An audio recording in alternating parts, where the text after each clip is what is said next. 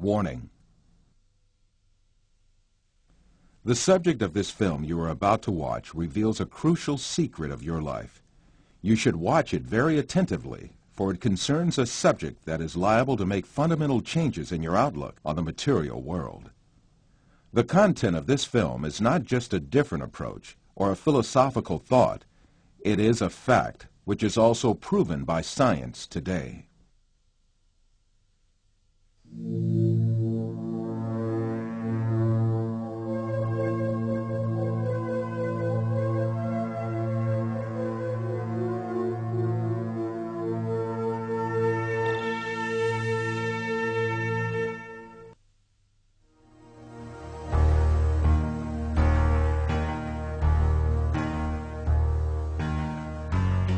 Man is conditioned right from the beginning of his life that the world he lives in has an absolute material reality.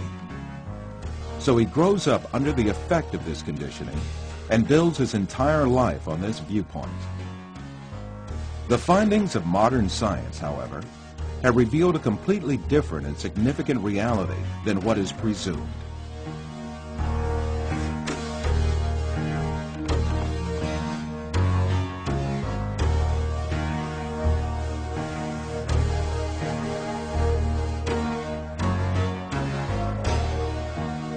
All the information that we have about the external world is conveyed to us by our five senses.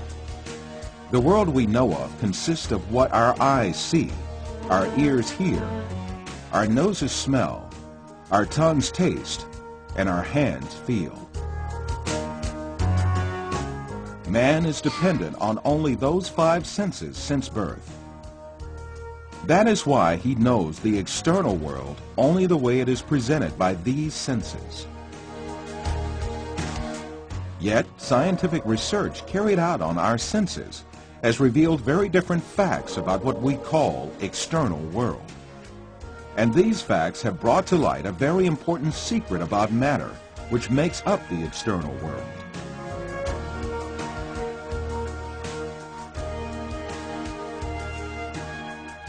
Contemporary thinker Frederick Vester explains the point that science has reached on this subject. Statements of some scientists posing that man is an image, everything experienced is temporary and deceptive, and this universe is a shadow, seems to be proven by science in our day. In order to better grasp this secret behind matter, let us be reminded of our information about our sense of sight, which provides us with the most extensive information about the external world.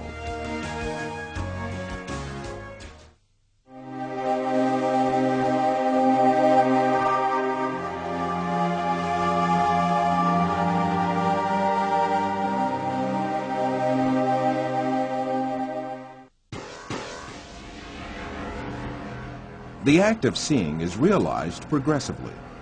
At the instance of seeing, light clusters called photons travel from the object to the eye and pass through the eye lens, where they are refracted and focus on the retina at the back of the eye.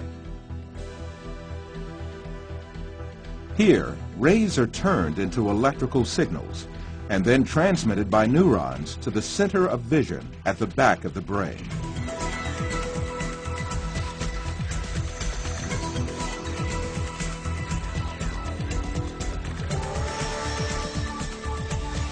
The act of seeing actually takes place in this center in the brain.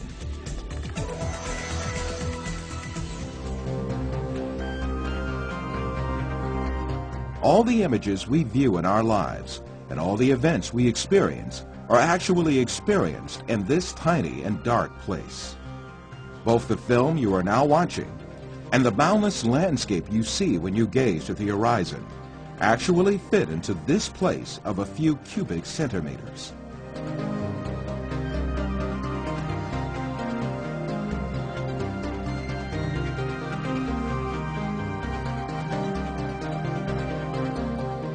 Now, let us reconsider this information more carefully.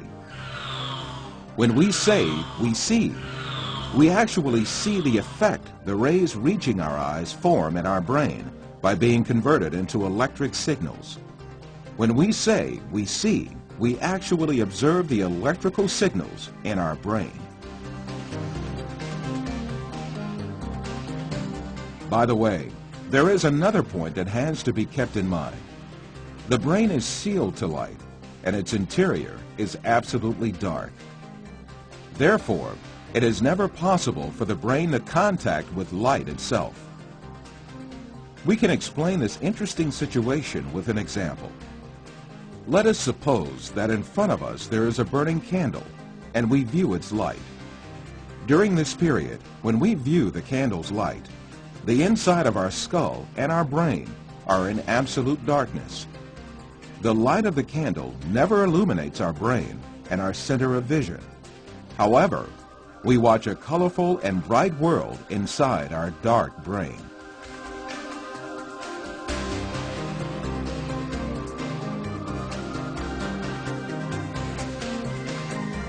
The same situation applies to all our other senses. Sound, touch, taste, and smell are all perceived in the brain as electrical signals.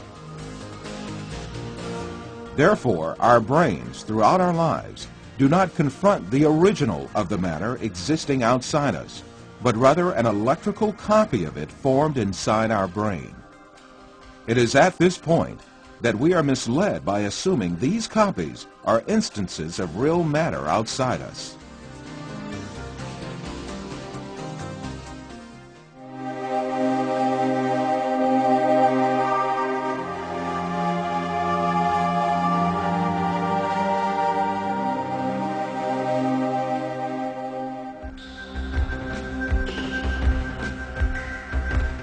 These physical facts make us come to an indisputable conclusion.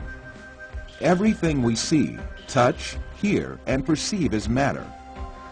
The world, or the universe, is only electrical signals in our brain.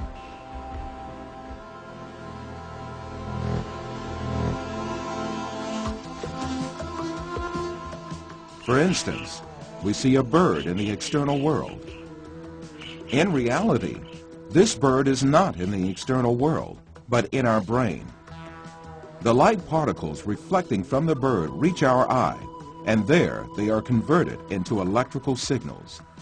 These signals are transmitted by neurons to the center of vision in the brain.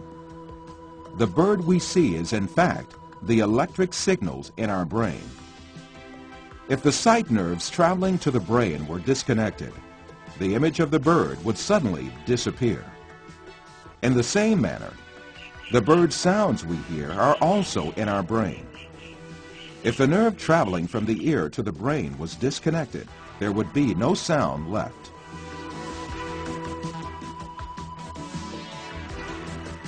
Put simply, the bird, the shape of which we see, and the sound of which we hear, is nothing but the brain's interpretation of electrical signals.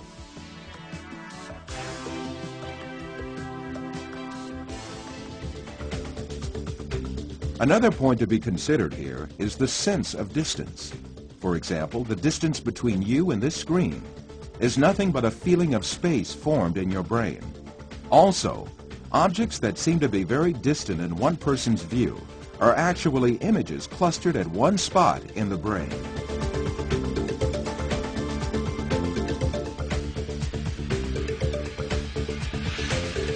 For instance, someone who watches the stars in the sky assumes that they are millions of light years away from him. Yet the stars are right inside himself and the center of vision of his brain.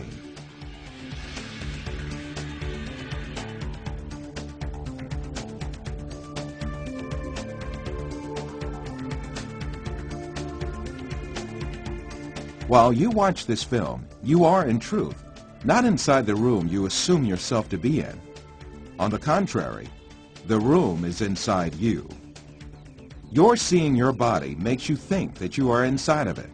However, you must remember that your body, too, is an image formed inside your brain. So far, we have been speaking repeatedly of an external world and a world of perceptions formed in our brain, the latter of which is what we see.